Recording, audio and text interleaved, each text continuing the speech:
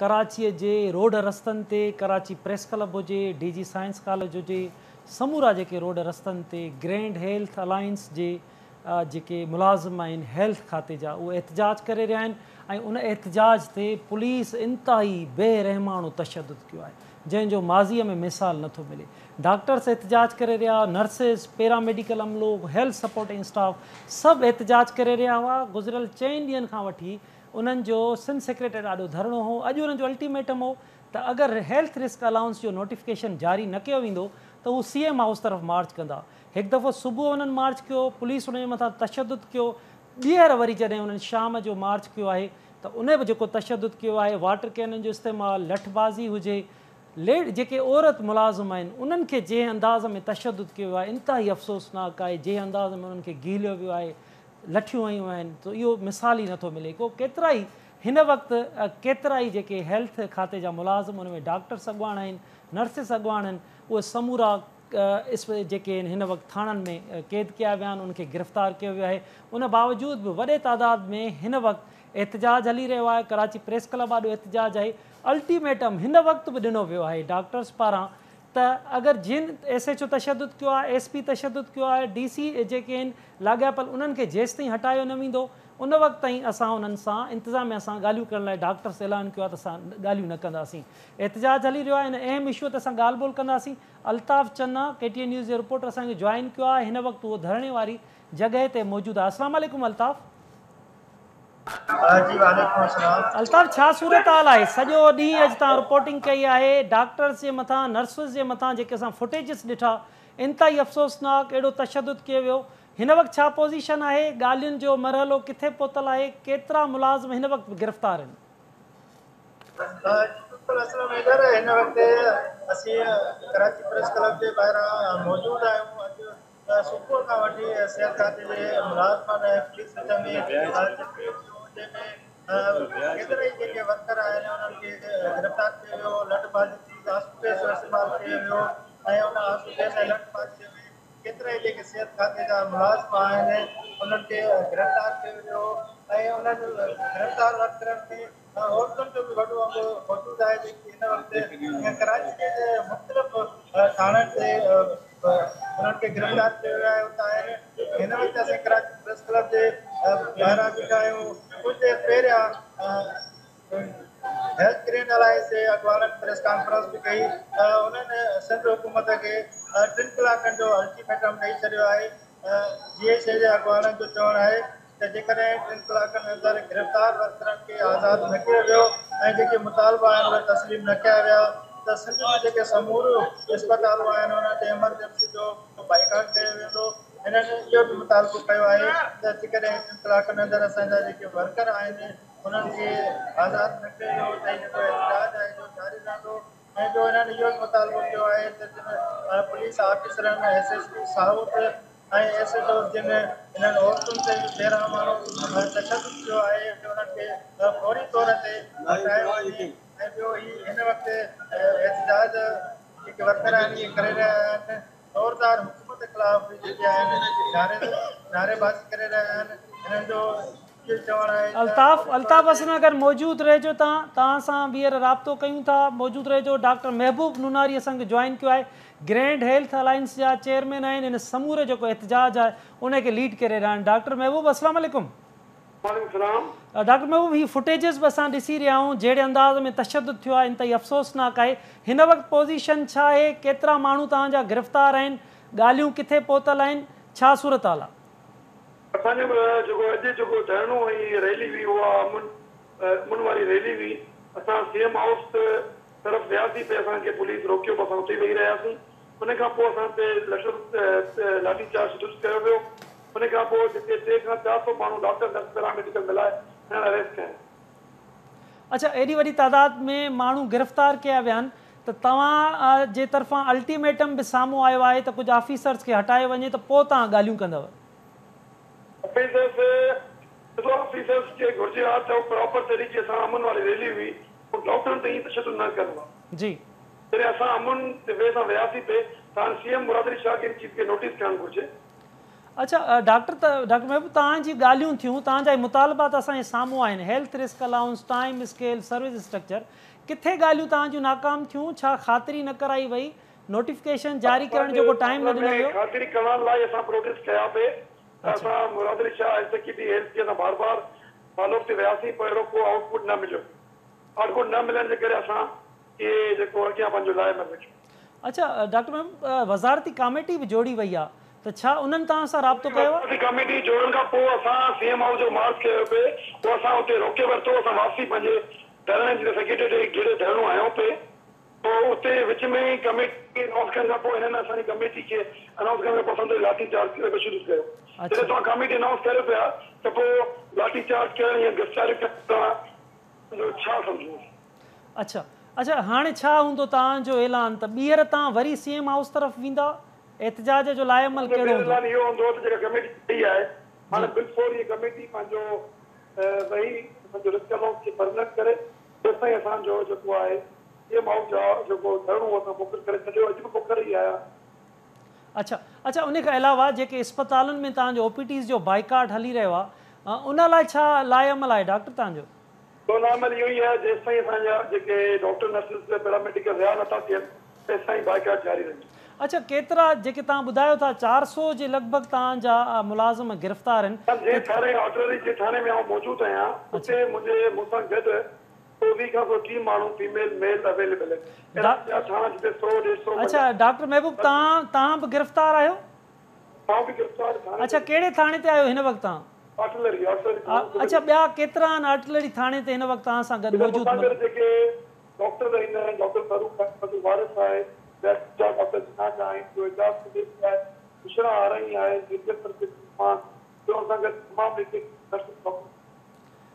अच्छा अच्छा, ॿियो इन्हनि में इहे बि असांखे इतला मिलिया त कुझु मुलाज़िम ज़ख़्मी बि आहिनि, तव्हां वटि अहिड़ा इतला आहिनि?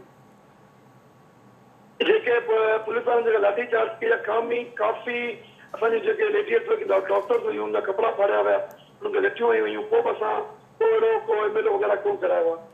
पुलिस ॾाढो हिननि खे बिल्कुलु बेरहमी सां मारियो आहे। इहो ग़लति आहे, जॾहिं डॉक्टर्स खे तव्हां ॾियो था, उन्हनि खे ईअं मारियो था, त इहो किथे जो इंसाफ़ आहे? ऐं जम्मू प्रोटेस्ट करणु असांजो जम्मूई हक़ आहे, उहो असां कयो, पर इहो हुकूमत खे घुरिजे आहे त प्रॉपर तरीक़े सां भई मसइला हल करियो आहे, त इहो न थियो। अच्छा डॉक्टर महबूब, कहिड़ो मुतालबो हूंदो सीएम सिंध खां, हेल्थ मिनिस्टर खां, उनखे कहिड़ो मैसेज ॾींदव? हेल्थ मिनिस्टर ऐं जीअं मुरादरी शाह खे असांजो इहो ई पंहिंजो मौक़िफ़ आहे त तमामु जेके डॉक्टर नर्सिस पैरामेडिकल अरेस्ट थिया आहिनि, बिल्कुलु एक्शन खणी हुनखे रिहा कराए, जेका मसइला आहिनि त भई सॉल्व थिए। अच्छा डॉक्टर महबूब, आख़िर में छा लेडी मुलाज़िम बि तव्हां सां गॾु गिरफ़्तार थियल आहिनि? असां सां गॾु थाणे ते मौजूदु आहिनि। अच्छा ठीकु आहे डॉक्टर महबूब, तव्हां सां राब्ते वरी ॿीहर बि असां कंदासीं।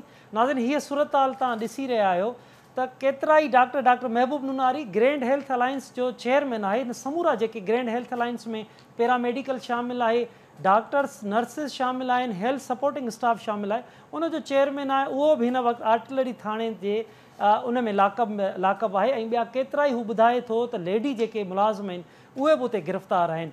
अब्दुल्ला सोलंकी असांजो KTN न्यूज़ जो रिपोर्टर, उन बि असांखे जॉइन कयो आहे। अब्दुल्ला, अस्सलाम वालेकुम। अब्दुल्ला, SSP सां तव्हांजी पुलिस अमलदार सां ॻाल्हियूं थियूं हूंदियूं त केतिरा माण्हू गिरफ़्तार कया विया आहिनि ऐं जेको तशदुद कयो वियो आहे इहो तव्हां कीअं ॾिठो? केतिरनि माण्हुनि ते तशदुद हो? ॾिसो, तशदुद हिन टाइम जेके बि रैली में मौजूदु आहिनि एहतजाज करण में, उन्हनि सभिनि ते तशदुद थियो आहे। उनखां अलावा वाटर कैनन जो इस्तेमालु थियो आहे, लाठी चार्ज थी आहे, ऐं उन सां गॾोगॾु शेलिंग थी आहे, जंहिंमें तमामु ॾुखी सूरत हाल, तव्हां ॾिसंदा इहे फुटेज जेके स्क्रीन ते नज़र अचनि था पिया, तमामु जेके ॾुखी सूरत हाल आहे, जिते औरतूं जा कपिड़ा फाड़िया विया आहिनि ऐं औरतूं तव्हां ॾिसंदो त उन्हनि जेके औरत मुलाज़िम आहे उन्हनि खे कीअं घेलींदा वञनि पिया। उहे जेके कमांडोज़ औरतूं आहिनि उन्हनि खे, नर्स औरतुनि खे कीअं घेलनि थी पियूं। जॾहिं त नफ़री तमामु घणी पहुतल आहे, उन सां गॾु लठियूं उन्हनि में हथ में मौजूदु आहिनि पुलिस वारनि खे। मुंहिंजी जेको आहे हिन हवाले सां जेके हितां जे एहतजाज कंदड़नि सां ॻाल्हि ॿोल थी, उन्हनि जे अॻुवान सां उन्हनि ॿुधायो त 100 खां वधीक असांजे जेके मुलाज़िम गिरफ़्तार थी विया आहिनि, जंहिंमें औरतूं पिणु शामिल आहिनि। पर SSP साउथ जेके असद रज़ा आहे उन ॿुधायो आहे त तक़रीबन 70 मुलाज़िम गिरफ़्तार थी चुका आहिनि, जिन में 15 औरतूं शामिल आहिनि ऐं उन सां गॾु 55 मर्द शामिल आहिनि। मतिलबु त हीअ चङो ख़ासो हिकिड़ो अंग आहे जेको 3 थाणनि ते मुंतक़िल कयो वियो आहे, जंहिंमें हीअं थींदो आहे जॾहिं बि एहतिजाज जॾहिं थींदो आहे जिथे तशदुद करण खां पोइ जेकी गिरफ़्तार औरतूं हूंदियूं आहिनि उन्हनि खे वुमेन थाणे मोकिलियो वेंदो आहे। पर अॼु जेको आहे ईअं थियो आहे जब उन्हनि खे मर्द औरतुनि खे गॾु ई 3 थाणनि ते लाकअप कयो वियो आहे, जंहिंमें आल्टरी मैदान थाणो आहे, उन सां गॾु पिरीडी थाणो आहे, उन सां गॾु सिविल लाइन आहे। इहे 3 थाणा प्रेस क्लब जे ऐं इन रेड ज़ोन जे भरिसां लॻनि था पिया।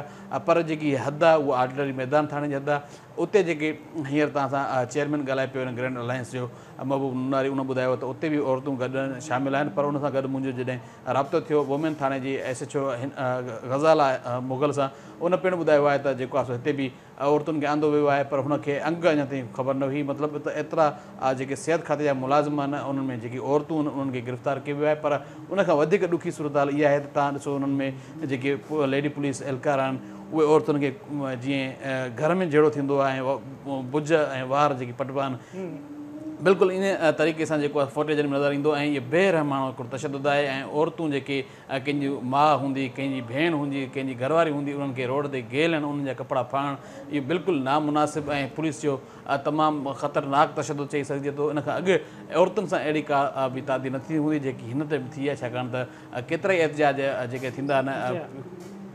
बिल्कुलु अब्दुल्ला, हीअ सूरत हाल आहे। वाक़ई बि सरकारी मुलाज़िम आहिनि, गवर्नमेंट जा मुलाज़िम आहिनि, अगरि पंहिंजे हक़नि लाइ पुरअमन एहतिजाज करे रहिया आहिनि, उनखे इन अंदाज़ में तशदुद करणु, ईअं गीलणु, वरी इहे सूरत हाल जेकी सुबुह खां ॾिसूं पिया, 4 ॾींहंनि खां ॾिसूं पिया, लाज़मी आहे उहो बेहाल थी चुका हूंदा। हेतिरो उन्हनि ते तशदुद थिए जॾहिं उहो वञी वरी लाकअप में हुजनि त उहे औरतूं उन में शामिल आहिनि। सिंध हुकूमत खे हिन जो ज़रूरु नोटिस त वठणु घुरिजे। हेॾो तशदुद थियो, तशदुद में तव्हां बि उते ॾिठो त वाटर कैनन जो इस्तेमालु हो, लठबाज़ी हुई, DG साइंस कॉलेज वटि हिन वटि तशदुद थियो। हीअ स्क्रीन ते फुटेज नज़र ईंदा, ॾिसो त उन में औरतुनि खे जेको पाणी आणनि था पिया, हिन टाइम में उन्हनि जा ॿार बि उन सां गॾु हुआ जेके, पर शुक्र आहे हिन में को अहिड़ो ॿारनि जे ज़ख़्मी थियण जा इतला न मिलिया आहिनि। पर जेके औरतूं ज़ख़्मी ज़रूरु थियूं, हुन में शेलिंग थी आहे, लाठी चार्ज थी आहे, उन में औरतूं ज़रूरु ज़ख़्मी थियूं। पर उन सां गॾु जेके औरतूं कमांडोज़ हुयूं उन्हनि बि कुटियो आहे। पर हीअ जेको DG साइंस जे कॉलेज हुई उन जे ॿाहिरां तव्हां ॾिसंदो त उते वॾो माहौल थी वियो, जेको मेन रोड ते औरतूं जेको आहे हिक ॿिए खे घेरनि पियूं, पुलिस जे एहलकार औरतूं हुजनि या जेके सिहत खाते जी हुजनि। सो हीउ माहौल पहिरियों दफ़ा मुंहिंजे ख़्याल में कराची प्रेस क्लब ते जेके एहतिजाज कंदड़नि सां थियो आहे, उनखां अॻु में अहिड़ो को हालत न थी आहे। उन सां गॾु हाणे हिननि जो जेको आहे मुतालबो आहे त जेसि ताईं उन्हनि खे गिरफ़्तार थियलनि उन्हनि खे आज़ादु न कयो वञे। पुलिस जो इहो चवणु आहे त असां हिननि खे आज़ादु कंदासीं, न ताईं FIR न कई आहे, तंहिं करे बाज़ाब्ते तौर गिरफ़्तार न कया आहिनि। असां हिननि जा अॻुवान खया आहिनि जीअं वधीक ई लाइमल न जोड़े सघनि। पर ज़ाहिर आहे जेतिरा जेसि ताईं अॻुवान न निकिरंदा तेसि ताईं जेको आहे हू एहतिजाज करण वारा उते वेठा हूंदा। प्रेस क्लब ॿाहिरां हींअर बि एहतिजाज ऐं नारेबाज़ी थी रही आहे। उन सां गॾु ऐं हुनजी वरी बि कोशिशि हूंदी त CM हाउस होॾां वञनि। ॿिए पासे पुलिस पंहिंजो जेको आहे पूरो बंदोबस्तु करे छॾियो आहे, कंटेनर हणी छॾिया आहिनि ऐं जेके पुलिस जी नफ़री आहे, 3 थाणनि जी नफ़री उते पहुतल आहे, 3 थाणनि जा SHO पहुतल आहिनि, ASP पहुतल आहे। इहे मुकमल तौर ते पुलिस बि रेडी लॻी पई आहे। पर तव्हांजी ॻाल्हि वांगुरु त हिन मामले ते सिंध हुकूमत पाण हीअ ॻाल्हि ॿोल जो सिलसिलो जारी रखंदासीं। नाज़रीन, इंतिहाई अहम इशू आहे। ईअं डॉक्टर्स खे, नर्सिस खे इन अंदाज़ में तशदुद कयो थो वञे। हिन वक़्तु असांखे कासिम सिराज सुमरो साहब उनखे ज्वाइन कयो आहे, पार्लियामानी हेल्थ सेक्रेटरी आहिनि। अस्सलाम वालेकुम कासिम साहब। कासिम साहब, केतिरा ई हेल्थ या खाते जा मुलाज़िम हिन वक़्तु गिरफ़्तार आहिनि, असांजी उन्हनि सां ॻाल्हि ॿोल बि थी आहे। तव्हां सां ॻाल्हियूं थियूं, किथे नाकाम थियूं, उन्हनि जा मुतालबा छो तस्लीम न पिया कया वञनि, छा कहिड़ो प्रॉब्लम आहे जंहिंजे करे उहे एहतिजाज कनि पिया, अॼु समूरा गिरफ़्तार आहिनि, हल न पियो इन जो निकिरे। कासिम साहब, छा पॉलिसी आहे? तमाम उन जा मुतालबा ॿुधाइनि सर। जी बिल्कुलु बिल्कुलु, तव्हां प्लीज़ रिपीट कंदो मुतालबा केतिरा जाइज़ आहिनि? जी बिल्कुलु, जेके उन्हनि जा मुतालबा आहिनि, डॉक्टर महबूब नुनारी हिन वक़्तु लाकअब आहे, पर उनजो मुतालबो उहो उनजो चवणु आहे त हेल्थ रिस्क अलाउंस मुस्तक़िल कयो वञे, नोटिफिकेशन जारी कयो वञे। इन खां अलावा सर्विस स्ट्रक्चर आहे, टाइम स्केल ॾिनो वञे, डेपुटेशन पॉलिसी ठाही वञे, डेंटल जेके डॉक्टर्स आहिनि उन्हनि जी समरी मंज़ूर कई वञे। अहिड़े क़िस्म जा मुतालबा आहिनि। ॾिसो, सभ खां पहिरियों इहे जेको तव्हां जेके ॿियूं सभई ॻाल्हियूं कयूं उन्हनि सां उन्हनि जो को बि तालुक़ु न आहे। हुननि जो तालुक़ु इन ॻाल्हि ते आहे त तव्हां असांजो जेको कोविड अलाउंस उहो तव्हां छो बंदि कयो आहे। ऐं this was decided by the provincial cabinet. Reason इहो हुयो त असां ओनली प्रोविंस, ॾिसो रिस्क त इन ह्यूमन लाइफ में सभिनी जो हूंदो आहे, इहे पॉसिबल न आहे। हा, डॉक्टर्स यकीननि माना प्राइम ड्यूटी ते हूंदा आहिनि,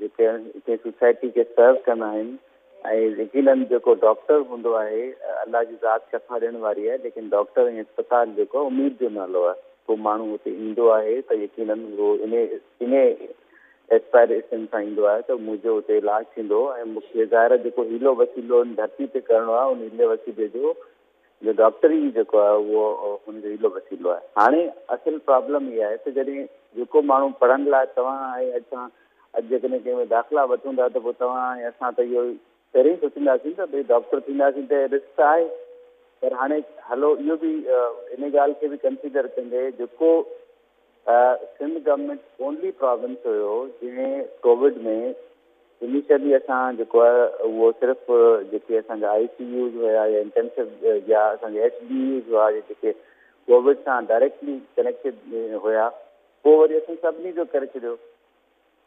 हाणे जॾहिं कोविड जी स्प्रेड उहो आहे ई न त पोइ असां कोविड अलाउंस छाजे करे था ॾियूं? ठीकु, नंबर 1 ॻाल्हि।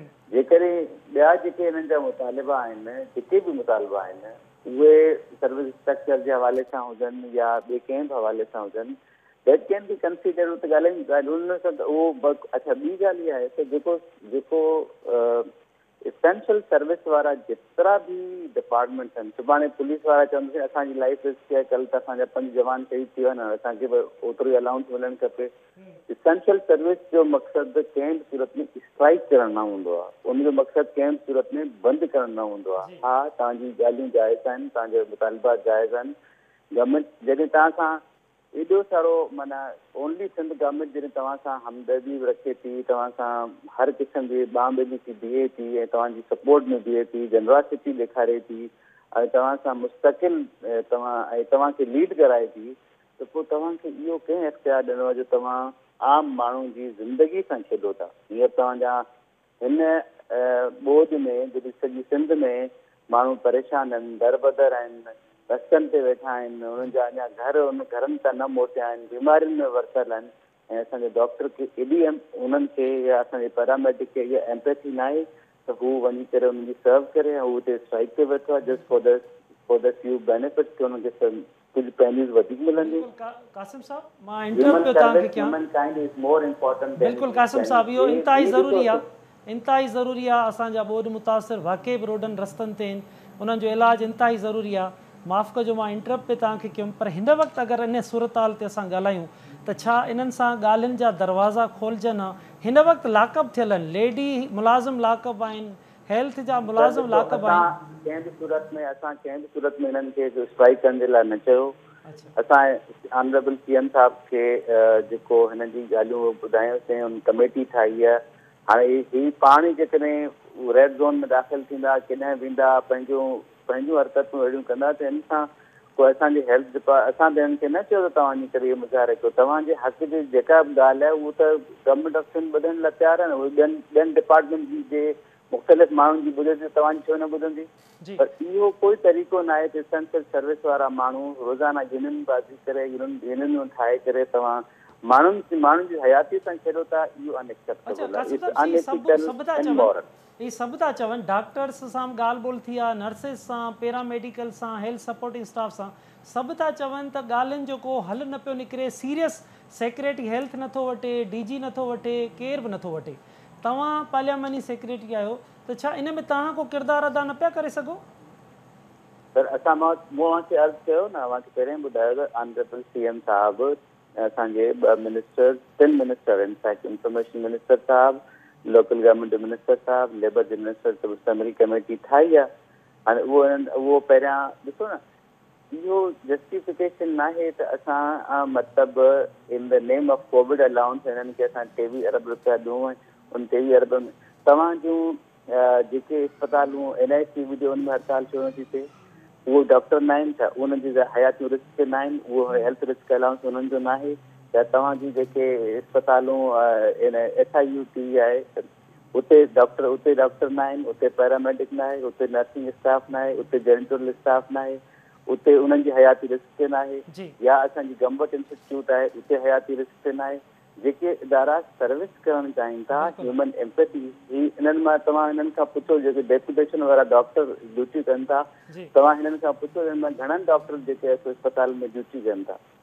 ये अच्छा, इन में घणा अची बिल्कुलु। करे अच्छा सर्व कासिम कनि था, साहब ही ड्यूटी न पिया ॾियनि, मिसाल तौर ते ओपीडीज़ जो बाइकाट आहे, 28 ॾींहं गुज़री चुका आहिनि, उते ही 4 ॾींहं धरणो, त भला इन जो हाणे हल छा निकिरंदो? सॼे हेल्थ जो जेको निज़ाम आहे ईअं चई सघिजे थो सॼो डिस्टर्ब आहे। हल इहो आहे त they should go back and they start serving the people. हल इहो आहे सभ खां पहिरियां थी पंहिंजे सर्विस ते वञनि, वापसि पंहिंजा कमु कनि। पोलियो जी वैक्सीन जेका पोलियो ड्रॉप जेके हिननि माना बाइकआउट कयो इहो ख़तमु थियणु खपे। जेके बि वैक्सीनेटर्स, लेडी हेल्थ वर्कर्स, उहे जेके पंहिंजे जिन जिन जी जेका बि जॉब डिस्क्रिप्शन आहे उहो पंहिंजे कम ते वञनि। असां खां जेको पुॼी सघंदो असां हेल्प करण लाइ तयारु आहियूं, बट स्ट्राइक एसेंशियल सर्विस जो माण्हू करे थो, वेरी अनएथिकल इमोरल। अच्छा कासिम साहब, ही जेके माण्हू गिरफ़्तार आहिनि, हाणे इन लाइ छा पॉलिसी हूंदी, कहिड़ो लाइअमल हूंदो? त असांजी कोई पॉलिसी न आहे, इहो एडमिनिस्ट्रेशन जो डिसीजन आहे जेको हू कंदी। अच्छा, हेल्थ खातो इन में को किरदारु अदा न कंदो? हेल्थ छा मुलाज़िम गिरफ़्तार में को किरदारु आहे कोन, एडमिनिस्ट्रेशन जो किरदारु जेको आहे उहो पुलिस ऐं डिस्ट्रिक्ट एडमिनिस्ट्रेशन जी रिस्पॉन्सिबिलिटी आहे। जेकॾहिं लॉ खे ब्रेक कयो आहे त उहो उन अकॉर्डिंगली डील कंदा। असां हेल्थ जा असां उन का बि रिकमेंडेशन न ॾींदासीं कंहिंजे बारे में। अच्छा कासिम साहब, हिकिड़ो नंढड़ो सवाल पैदा थो थिए, पढ़ियल लिखियल सियासी माण्हू आहियो तव्हां, त छा भला मुलाज़िमनि जा मसइला कुझु आहिनि त सही, एतिरो एक्सेप्ट करे सघिजे थो? न छा मतिलबु उहे मूं खे अर्ज़ु कयो न सर, जेके हिन जूं ॿियूं ॻाल्हियूं आहिनि उन ते त ॻाल्हियूं थी सघनि थियूं। हींअर एहतिजाज हिन जो सिर्फ़ु health risk allowance Covid allowance बंदि थियो त एहतिजाज थियो न। इन खां पहिरियां भई जेके इशूज़ थिया आहिनि, इन खां पहिरियां हिननि जी सर्विस स्ट्रक्चर जी ॻाल्हि आई। ऐं पाण ॾिठो हुअसि असांजे सेक्रेटरी साहिबु, असां पाण वेठा हुआसीं, उहो मैटर टेकअप कयोसीं, उहो मैटर रिज़ॉल्व थियो जेको वैक्सीनेटर्स जो इशू हुयो। असां त इन ते कॾहिं इहा ॻाल्हि खे बाक़ी ॾिसो न, गवर्नेंस इंडिया इहे जेके सर्विस स्ट्रक्चर जा जेके अहिड़ी क़िस्म जी सर्विस स्ट्रक्चर जेके इदारा आहिनि न, जेके पुलिस आहे, हेल्थ सर्विस सां रिलेटेड माण्हू आहिनि, इहे जेकॾहिं भाईजान एहतिजाज रोड रस्तनि ते ट्रैफिक त इन जो इम्पैक्ट डायरेक्ट सोसाइटी ते ह्यूमन अचे थो। उन लाइ तव्हां मूंखे त कम से कम माना स्ट्राइक जेको माण्हू हेल्थ सेक्टर में करे थो, ऑनेस्ट टू गॉड माना कोई बि इंसानु बीमार थी सघे थो। मूंखे त इन सां इन ॻाल्हि सां हमदर्दी न आहे। हा, तव्हांजी इशूज़ सां हमदर्दी आहे। 100 दफ़ा असां हुन ते वेहण लाइ ॻाल्हाइण लाइ तयारु आहियूं, उहो रिलेवेंट फोरम ते तव्हांजी ॻाल्हि खे रखण लाइ तयारु आहियूं, हुनजे लाइ अपराइज़ करण लाइ तयारु आहियूं, हुनजे लाइ लॉबी करण लाइ तयारु आहियूं। असां हर क़िस्म जी सिम्पैथी ॾियण लाइ तयारु आहियूं। स्ट्राइक सां क्रॉप सिम्पैथी नथी सघे, उहो बि डॉक्टर्स, पैरामेडिक्स, नर्सिंग स्टाफ ऐं उहो लेडी हेल्थ वर्कर्स या वैक्सीनेटर्स जेके स्ट्राइक कनि था, इट्स वेरी अनएथिकल। ठीकु आहे कासिम साहब, वरी महिरबानी तव्हांजी, तव्हां KTN न्यूज़ खे वकिलो। नाज़रीन, कासिम सुमरो साहब जी तव्हां ॻाल्हि ॿोल ॿुधी। सरकार जो ई मौक़ुफ़ आहे, मुलाज़िम लाकअप थियल आहिनि, गिरफ़्तार आहिनि। ग्रैंड हेल्थ अलायंस जो चवणु आहे अॻुवाणनि जो त 400 खां वधीक मुलाज़िम गिरफ़्तार आहिनि, लाकअप थियल आहिनि। केतिरियूं ई लेडी जेके मुलाज़िम आहिनि उहे बि गिरफ़्तार थियल आहिनि। हिन सूरत हाल में जॾहिं समूरो हेल्थ जो निज़ाम डिस्टर्ब आहे, हेल्थ खाते जो इहो मौक़ुफ़ आहे त हू उन्हनि खे गिरफ़्तार कराइण में त उन्हनि जो आहे त रेड ज़ोन में विया आहिनि, पर उन्हनि जो मसइलनि जो को हल थियण तरफ़ का अहिड़ी ॻाल्हि तव्हां ॿुधी त उन में को अहिड़ो साम्हूं शइ कोन आई त को किथे वेही ॻाल्हाइजे, उनजो कहिड़ो हल निकिरिजे। त मामिलो डिस्टर्ब आहे, सॼी इस्पतालूं डिस्टर्ब आहिनि। OPDs जो बाइकाट आहे सॼी सिंध जी इस्पतालुनि में, सरकारी इस्पतालुनि में जिथे ग़रीब माण्हूअ जो वञणु आहे, उहे इस्पतालूं बंदि आहिनि। लखे मरीज़ रुली विया आहिनि। उनजो हल ई आहे त मुलाज़िम चवनि था त उन्हनि खे हक़ नथा मिलनि, हक़ मिलंदा उन्हनि खे नथा मिलनि त उहे इस्पतालुनि में न वेंदा, उन्हनि जा बचा तकलीफ़ में आहिनि, प्रोमोशन नथा थियनि, रेगुलर नथा थियनि, टाइम स्केल, सर्विस स्ट्रक्चर, ही समूरा मुतालबा आहिनि। त सरकार खे घुरिजे इन जो ज़रूरु को नोटिस, सरकारी मुलाज़िम आहिनि, गवर्नमेंट जा मुलाज़िम आहिनि, ईअं रोड रस्तनि ते लेडी औरतुनि सां जहिड़े अंदाज़ में अॼु तशदुद कयो वियो, उहो त इंतिहाई अफ़सोसनाक हो। ज़रूरु इन जो हल निकिरण जी ज़रूरत आहे। ऐं नवनि इशूज़ सां गॾु ॿीहर गॾंदासीं। तेसिताईं पंहिंजे मेज़बान असलम हैदर खे ॾींदा इजाज़त। अला भाई।